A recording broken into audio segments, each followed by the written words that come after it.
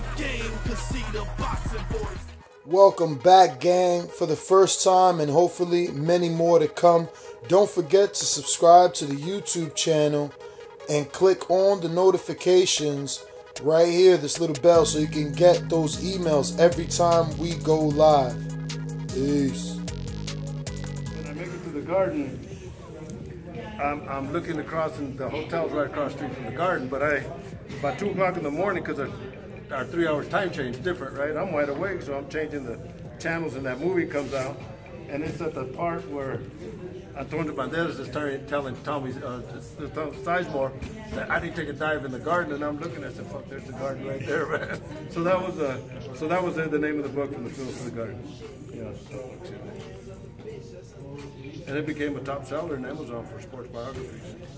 Because I talk a lot about the UFC shows, fights, and behind-the-scene fights, and So why, I only know from the superficial part and the basic part why you left. Was it because of the endorsement side of stuff? Yeah, what happened is, they call me the Cesar Chavez of MMA now. Turn and close it. What had happened is, the UFC had entitled us to sponsorships, and we were making bank on sponsorships. Very aware of it. And what did Reebok restrict you to? Well, Reebok comes in, they come and say, turn and close it, that when Reebok's coming in, that nobody can wear sponsors anymore. But you'd already exceeded that financially, what they were paying, obviously. Oh yeah, of course. Well, let me tell you the story. So they're telling the fighters, you can't wear sponsors, but we're going to pay you by the amount of fights that you have in the UFC. So let's say Gabe has 30 fights, but only 5 in the UFC. He only gets $2,500. It doesn't cut it. That was nothing. That was garbage, So with the cut men, they told us that. And you obviously were the most famous of the bunch. Yeah, and then I'm the one that would lock in sponsors. Of course. So they had a meeting with us. They brought us in and so I said, well, you guys are going to have to lose your sponsors, and we're not going to compensate you. And so I've been, I try to meet with them. And you'd already been tenured in there for so long, you would assume they'd do something for you. Well, yeah, exactly. Just keep it close. So I try to negotiate at least an increase in pay for the cutmen. There was nothing in the budget and all that. So anyway, so all this, everybody was hating what was going on. How much per fight were they off? On what?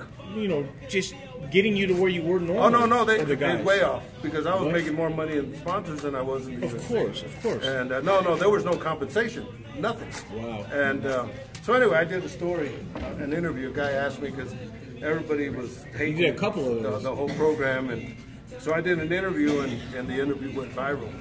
I saw. And so the next day, they called me and says, Mark Ranner's the one that called me, actually. Mark? And Mark's my friend. We're all friends, right? And, Yeah, so his voice is trembling. Close it.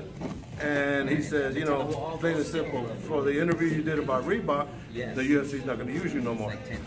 I said, all right. So I didn't want to bust Mark's ass. I got a lot of respect for the man. I said, all right, Mark, but do me a favor, man. If you tell Dana, and I said he ain't got no balls, that he should have called me personally, since he's the one that brought me to court. And close it. So I was getting a bunch of messages, and the first guy that sent me a text on my support, I responded back to him and I said, I want you to be the first one to know that the UFC let me go for speaking out about the Reebok deal. Close it. And now I got to look for a job. That shit went viral. And so I got calls from all over, man. I did like 57 interviews in the first week. I saw quite a few of them. I had camera crews coming to my house, man. What I don't know though is, how did you get started in the fight world? From transitioning to the early story you told me, that's something no one knows. No, unless they read a book, your book maybe. I haven't read it yet. I grew up in San Joaquin Valley, right? And I always wanted to play baseball. That was my thing. And I walked down to Merced College from my little town. Merced College is 9 miles away. And so I would ride with my friends to school. I didn't have a car. And I stayed for practice, and I'd have to thumb it back and call it. How's that going right there? We're ready to roll, brother. All right. God bless you. So I go to practice and all that, and I was naive. I didn't know about scholarships and grants. So I went to the recruiter and joined the Air Force.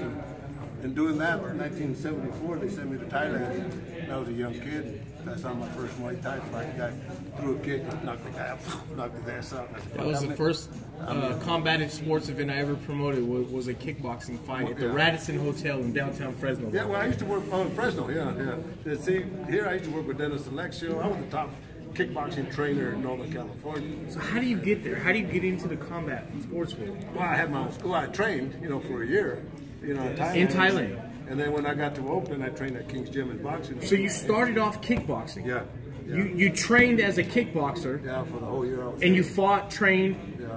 And that's what started you off. Yeah. And then when I got to Oakland, I got into boxing to improve my hands and started getting the amateur program together for King's Gym, and I promoted some fights, and then I moved to the third. So you actually put on some amateur fights also? At the Henry J. Kaiser Auditorium. I had Budweiser sponsoring me out.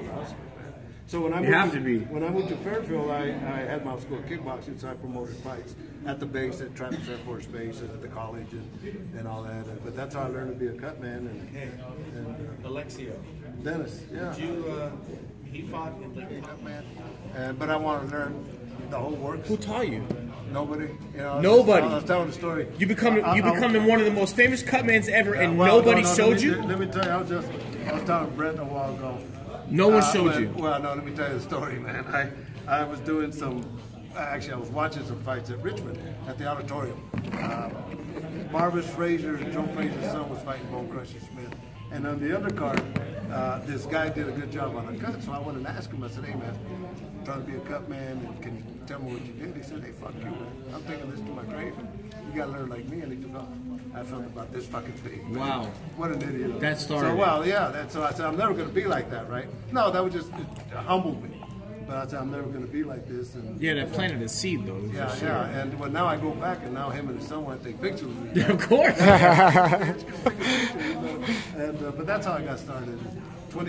It's been 22 years. I worked for a corporate company, and I put in for a job transfer to move to Vegas. And they called out of the blue and said, "Man, you got 1 week."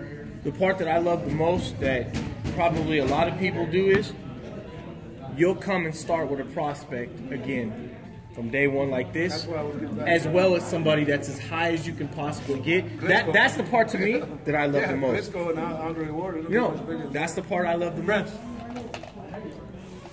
That shows that you truly love. Well, when his pop called me, I liked him right off the bat. He's special. Got to meet him, and we're from the 209, and it's nice for me to get back. Panada, nobody knows what Panada is at. So yeah, and then they're Chicanos too, man. So it's nice to get back to that. I promise to God, next year when we start off with that event I'm going to plan and do, and the same stuff I just did now, I'm getting you in that. Your story fits this thing. Phenomenal. The one thing that I would love, though, is that if you met the Latino Water Coalition Executive Director and then the Farmers League Director, Manuel Cunha, he represents all 480 farmers in the Central Valley. Top of the food chain. He's on the Federal Reserve Board with Warren Buffett, but he's the biggest farm workers advocate that you'll ever meet, this guy. And then Mario, he's the Water Executive Director, along with Paul Rodriguez, the comedian. Yeah, sure. He's the chair. I'd love to have you meet those three guys, because if you share that same... call was like the middle of December, so I'm hoping, man. You're waiting for that call, right? You're waiting for the call. You're good for Creed 2. You're good for it, huh? Of course, man. And traditionally, the Rocky movies have always had the same team, right? And Adonis, we had Padman and Malik, and me, and Rocky. We did a good job working the corner, so I think the chances are good. But I've been in this game long enough to know, brother, I don't count my chickens till the shit sign. No doubt. Game, 'cause see the boxing voice.